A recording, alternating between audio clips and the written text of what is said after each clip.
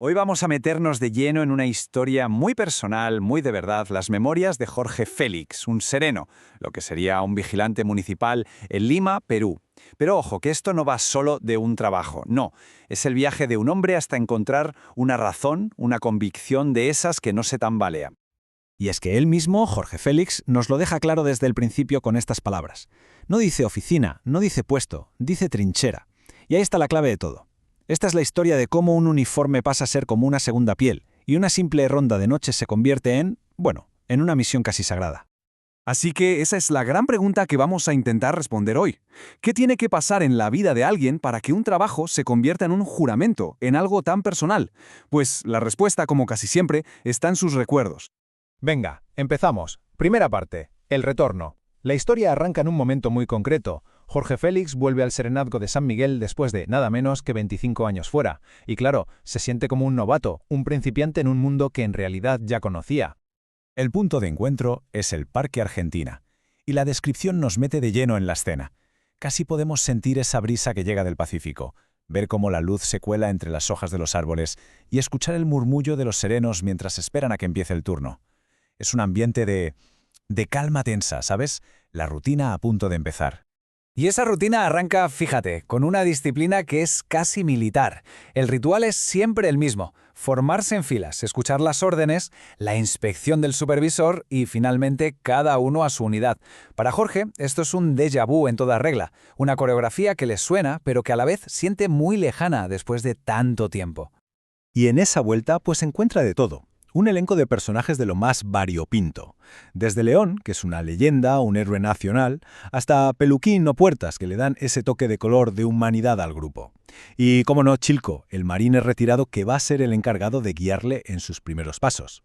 Y esta es la primera lección que le da Chilco. No se trata de dar vueltas sin más, no. Hay un método: patrullar en espiral. Esta frase nos enseña que el trabajo es metódico, preciso. Es como si intentaran cubrir cada rincón dibujando círculos de luz en mitad de la oscuridad. Pasamos a la segunda parte, la ciudad de los recuerdos. Y esto es clave, porque para entender a Jorge hay que entender qué significa San Miguel para él. No es solo el barrio que patrulla, es el escenario de toda su infancia. El contraste entre el antes y el ahora es que es brutal. El San Miguel de su niñez es el lugar rural, con campos de cultivo, las acequias, las casonas. Todo eso ha sido literalmente devorado por la modernidad, por el hormigón y el cristal. Así que para él, patrullar por estas calles es como caminar sobre los fantasmas de lo que fueron un día. Esta cronología nos ayuda a entender cómo pasó todo esto. No fue de un día para otro, claro. Fue un proceso de décadas. Primero la reforma agraria, y luego esa fiebre urbanizadora. Fue lo que llamaron progreso. Un progreso que borró del mapa el paisaje de su infancia. Y este dato es fundamental para entender esa conexión tan emocional que tiene con el territorio que ahora protege. Y llegamos a la tercera parte, la noche rota. Aquí es donde la historia da un vuelco. Una noche que parecía como cualquier otra, pero donde la rutina está a punto de saltar por los aires por culpa de la violencia más cruda. Este es el instante que lo cambia todo. Ve una moto que no le gusta nada, con dos tipos sospechosos. Su instinto le grita que algo va mal, pero la duda, esa duda que a veces nos paraliza, le frena. No se decide a seguirles y los deja escapar. Es una decisión de segundos, pero que va a pesarle durante toda la noche.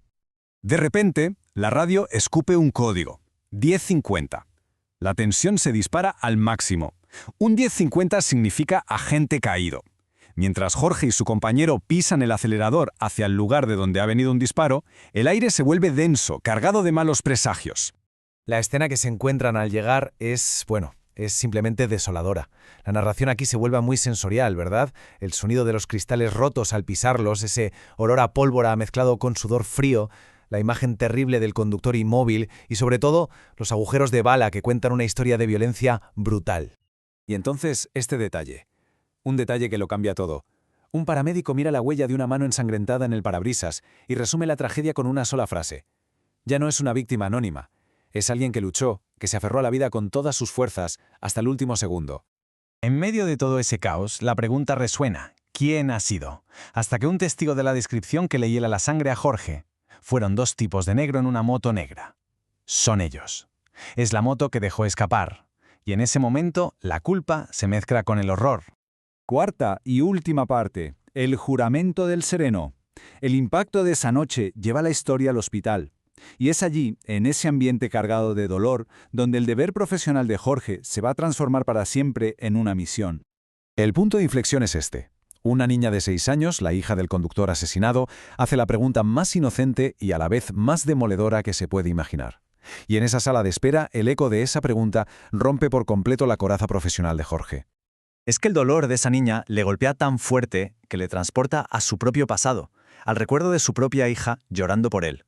Ahí se produce la conexión definitiva. La tragedia deja de ser algo ajeno, un caso más, y se convierte en un espejo de sus propios miedos, de su amor de padre. Algo por dentro se le rompe. Y con esa revelación llega la toma de conciencia. Es un pensamiento para sí mismo. Esto ya no es una simple ronda.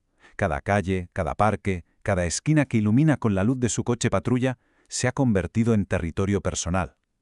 Es una zona que tiene que defender, pero ya no por obligación, sino por pura convicción. Esta metáfora de la maleta que utiliza es potentísima. La misma maleta que en el pasado fue símbolo de tener que irse, del exilio forzado, del miedo a la violencia, ahora quiere convertirla en la promesa de un futuro distinto para sus nietos. Su juramento es asegurarse de que para ellos una maleta solo sirva para guardar juegos y fantasía, no el peso de una huida. Así que, al final, aquí lo tenemos. El juramento del sereno, definido en su pura esencia. No es un trabajo, es una trinchera.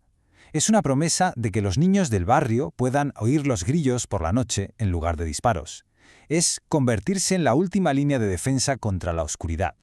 Y con esto volvemos a la pregunta con la que empezamos todo esto. Después de haber hecho este viaje con Jorge, la respuesta parece algo más clara, ¿no? No es el sueldo ni el uniforme. Es un momento, una conexión. Una niña preguntando por su padre en el pasillo de un hospital. Eso es lo que transforma un trabajo en una trinchera, en una misión. Una pregunta que, la verdad, quizá resuena en muchas otras vocaciones.